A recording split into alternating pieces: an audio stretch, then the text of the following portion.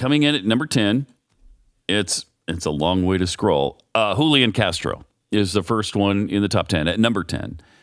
He was 10th last time. He's 10th now. He's at 34.5%. Now, his claim to fame is he was mayor of San Antonio years ago, and then he was the HUD director for a while. So his big deal is, let's fight for $15.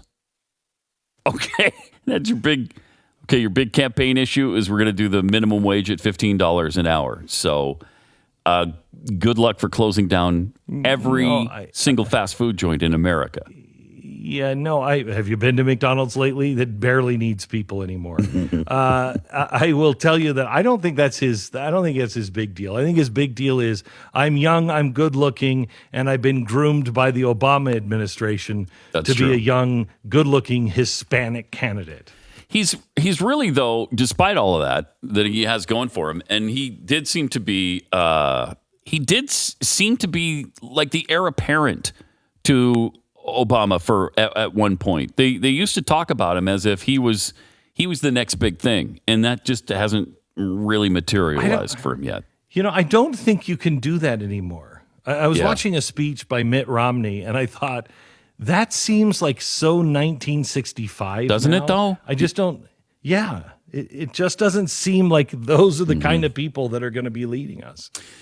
Kirsten Gillibrand is number 9. She was 9th last time, too. She's at 36.7. This is a big New York senator. She's done. I think she's already done. Yeah, I think she's out of this thing before it even starts. Amy Klobuchar is at number 8 at 41.9 rating. Now, she's supposed to be the moderate in this race, but nobody knows anything about her unless you live in Minnesota. And so she's getting no traction either. And thank God we don't. Yes. Cory Booker, 51.6%. Number 7. He's a big gun control guy. In fact, would confiscate guns if it was up to him. He was said so. He would go door to door, perhaps, and remove guns from people's homes, which would... Well, with the way things are going now, it will be up to the next president whether we have guns or not. Yeah. I mean, that's kind of the system we're headed for, is like, hey, what do you want to do today? I don't know. Let's ban all people who are left-handed. Okay. At number 6, Robert Francis O'Rourke, who has lost, as you mentioned, a ton of momentum. He's gone backwards from about 13% to now 2% nationally. He's at 2 or 3% nationally. He's just getting started. I think he was at. He's just getting started going backward. He is. You're right. Yeah. He'll be at 0 before too long. He's got some serious momentum.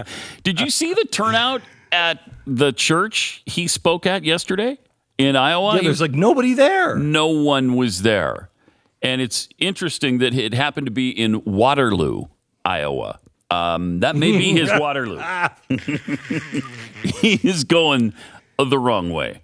At number 5 on the list of Stu's list of power rankings, Elizabeth Warren, who actually does seem to have some momentum going forward. I thought she was done from the beginning, but she's actually kind of kicked into gear with this. I have a plan for that thing. She's got a plan for everything. And if there's one thing I love, it's a government intervention in every aspect of our lives. I think we're all looking for that right now. So she's at number 5 at 53.4%.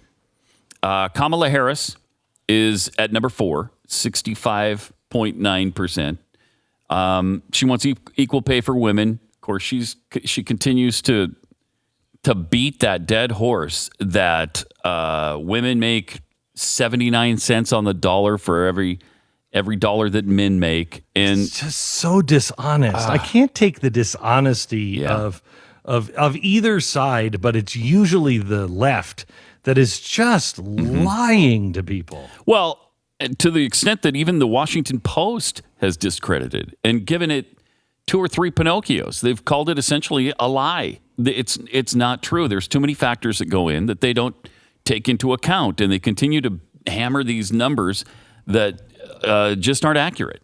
At number 3 on Stu's power list, and keep in mind this is not just based on polling, but all kinds of other factors, like 29 other factors. So Bernie Sanders, And 4 out of 5 doctors recommend Bernie Sanders for socialists who love socialism. And it's a pretty solid choice when you see the fruits of socialism right now in front of our very eyes every day on the news.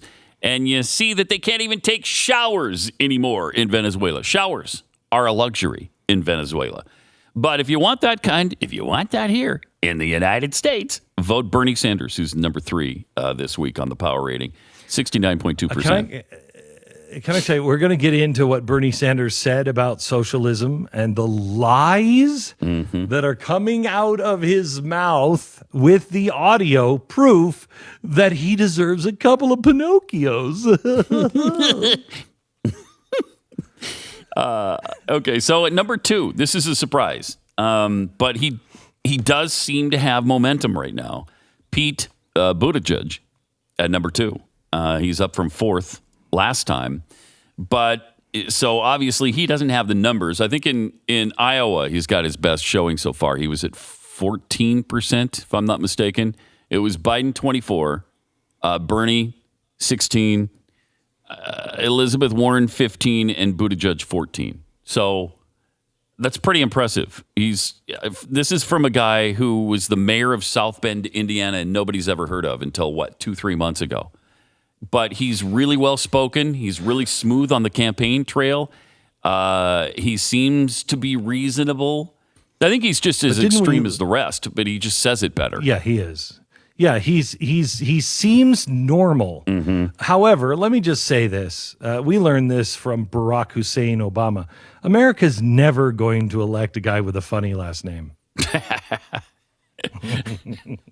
We elected a guy with the name of one of our most hated enemies at the time. The guy we're trying to kill, and yet we're close-minded. Wait a minute. Barack Hussein Obama, a guy who lived in the Muslim world but we're too hateful. We're way too hateful. We're racist, and we're hateful. We're homophobic. Here's a guy who is the mayor of South Bend, Indiana, who is, the darling of the United States of America right now. In the media, they love him. They love his husband. They love him. They love the fact that he's gay and he's running. And it just, this identity politics might actually get him nominated in the Democrat Party.